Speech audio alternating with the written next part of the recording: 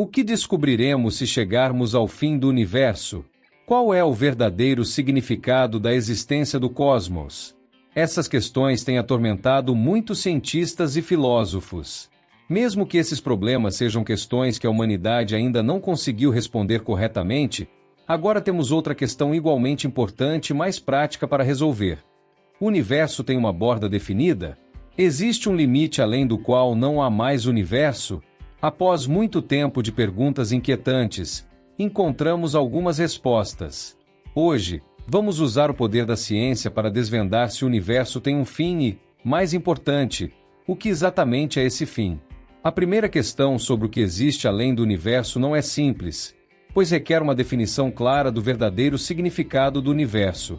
Se definirmos o universo como tudo que existe no tempo e no espaço, então toda matéria, energia, tempo e espaço estão incluídos no universo e são considerados parte dele, sem conceito de algo que esteja além do universo.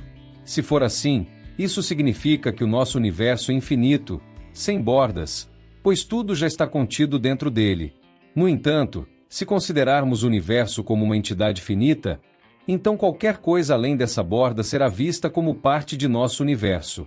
Da mesma forma, se acreditarmos que o universo é infinito, então ele não inclui apenas tudo que já exploramos e entendemos, mas também coisas e fenômenos que ainda não descobrimos ou compreendemos. Isso sugere que o universo é uma existência vasta e sem limites, englobando toda possível existência. Agora, você entende a complexidade da natureza do universo e por que essas questões são difíceis de responder? Embora alguns possam pensar que o universo é infinitamente grande, devido às limitações da velocidade da luz e da tecnologia, só podemos ver uma parte do universo, conhecida como universo observável. Embora o universo observável tenha um diâmetro de cerca de 93 bilhões de anos-luz e um raio de aproximadamente 46 bilhões de anos-luz, isso não significa que, se você partir da Terra e viajar à velocidade da luz, você alcançaria a borda do universo observável. Isso porque, se colocarmos uma régua em algum ponto do universo, só podemos medir a distância entre dois pontos na régua com base na viagem da luz, e não no estado real do universo no momento atual. É como se a posição das galáxias que vemos fosse o lugar onde elas existiram no passado, e não sua posição atual. Além disso, mover-se no espaço não é tão simples quanto avançar em linha reta. Isso porque o universo está em constante expansão, o que significa que a distância entre dois objetos distantes continua a aumentar com o tempo. Em termos simples, mesmo que você se mova a uma certa velocidade, a expansão do universo fará com que a distância entre você e outros objetos também aumente. Portanto, precisamos considerar esse efeito de expansão para medir e compreender com precisão as distâncias e o espaço no universo. Essas luzes vêm de uma galáxia a cerca de 294 milhões de anos-luz da Terra, mas devido à expansão do universo, a distância real desses fótons quando chegaram à Terra já aumentou para cerca de 600 mil anos-luz. Quando esses fótons finalmente chegaram à Terra, a distância real entre a Terra e a galáxia que emitiu esses fótons já havia aumentado para cerca de 306 milhões de anos-luz. Em outras palavras, devido à expansão do universo, os fótons levaram muito tempo para chegar à Terra, e a distância entre a Terra e a galáxia aumentou durante esse tempo. A borda do universo é, na verdade, o limite da nossa visão, ou seja, a distância mais distante que podemos observar. Quando observamos objetos distantes no espaço, na verdade estamos vendo o passado deles, pois a luz que esses objetos emitiram leva um tempo para chegar à nossa posição de observação. Portanto, o que realmente vemos é o estado passado desses objetos, não o estado atual. Isso ocorre porque a velocidade da luz é limitada, então a luz leva um tempo para se propagar de objetos distantes até nós. Para tentar entender a borda do universo, podemos imaginar que estamos avançando em um universo em expansão.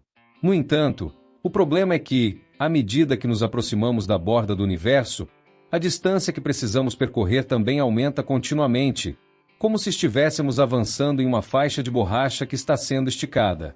Isso significa que o universo pode ser maior do que realmente vemos, e nossa observação atual pode ser apenas uma pequena parte do universo. Mas isso não nos diz se o universo contém tudo que existe ou se é apenas um dos muitos universos possíveis.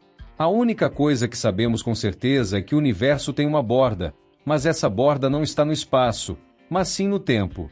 O Big Bang ocorreu há cerca de 13,8 bilhões de anos, e esse é o ponto de partida da história conhecida do universo.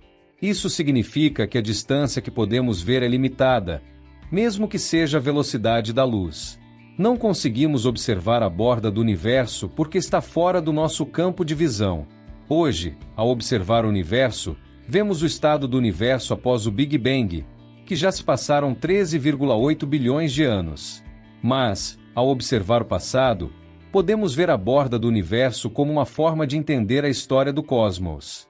Então, qual é a diferença entre o universo observável e o estado atual? Em aglomerados de galáxias ou em aglomerados ricos como o aglomerado de Virgem, há vastos espaços chamados de vácuos cósmicos entre as galáxias desses aglomerados. As galáxias nesses aglomerados incluem vários tipos. Algumas são espirais, outras elípticas, como a Via Láctea, e algumas têm estrelas jovens. A composição química do nosso universo é principalmente composta por hidrogênio e hélio, com apenas 1% a 2% da matéria composta por elementos mais pesados, que são responsáveis pela formação de planetas rochosos e reações químicas complexas. No estágio atual do nosso universo, podemos ver uma variedade de galáxias, algumas ativamente formando novas estrelas, enquanto outras não formam novas estrelas há bilhões de anos. Algumas galáxias até contêm buracos negros ativos. Em geral, as galáxias que vemos hoje são grandes e agrupadas, tendo passado por um longo processo evolutivo. No entanto, à medida que nossa visão se estende a distâncias maiores, um novo cenário universal surge, muito diferente do que vemos hoje. Ao olhar para trás, vemos galáxias de menor massa e menos evoluídas, com mais galáxias espirais e uma maior proporção de estrelas azuis ou jovens. Isso leva os cientistas a acreditar que as galáxias que vemos hoje evoluíram a partir dessas galáxias menores e menos massivas. Quando alcançamos uma distância de cerca de 19 bilhões de anos-luz, vemos um universo completamente diferente, um universo com apenas 3 bilhões de anos de idade. Nesse período, a formação de estrelas atingiu seu pico, e a taxa de formação de novas estrelas era aproximadamente 20 a 30 vezes mais rápida do que hoje.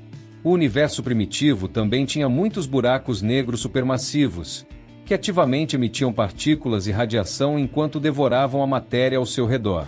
No entanto, quando observamos o universo hoje, ele tem apenas 1 bilhão de anos e a taxa de formação de estrelas é muito menor, cerca de 25% da taxa durante o pico. No estágio atual, a presença de planetas rochosos pode ser improvável, pois todas as galáxias no universo estão em uma fase inicial, repletas de estrelas jovens. Então, o que encontraremos quando chegarmos à borda do universo? Mais galáxias e estrelas? Ou talvez apenas o último caso? Vale ressaltar que os cosmologistas ainda têm divergências sobre a natureza do universo, se ele é infinito ou finito. Para entender o universo observável, os astrônomos consideram a geometria do universo. Se o universo for plano, pode ser infinitamente grande. Mas se o universo for curvo, pode ter um volume finito. Após anos de observações e medições, sabemos que o universo é quase completamente plano, mas isso não significa necessariamente que seja infinito. Pode ser plano, mas também pode ter bordas ou estar fechado em uma estrutura multidimensional maior.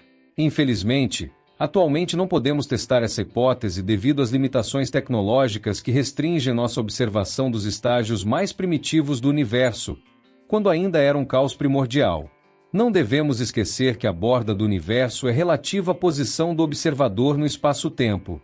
Podemos olhar para trás cerca de 13,8 bilhões de anos, mas isso depende da posição do observador. Embora possamos observar o universo primitivo dentro do alcance dos telescópios, não podemos evitar que nunca veremos a borda passada do universo. Portanto, não importa o quanto tentemos, devido à complexidade do universo e às limitações da observação, pode ser que nunca descubramos completamente o segredo da borda do universo. Você acha que o universo tem uma borda? A questão sobre se o universo tem uma borda é complexa e ainda não há uma resposta definitiva.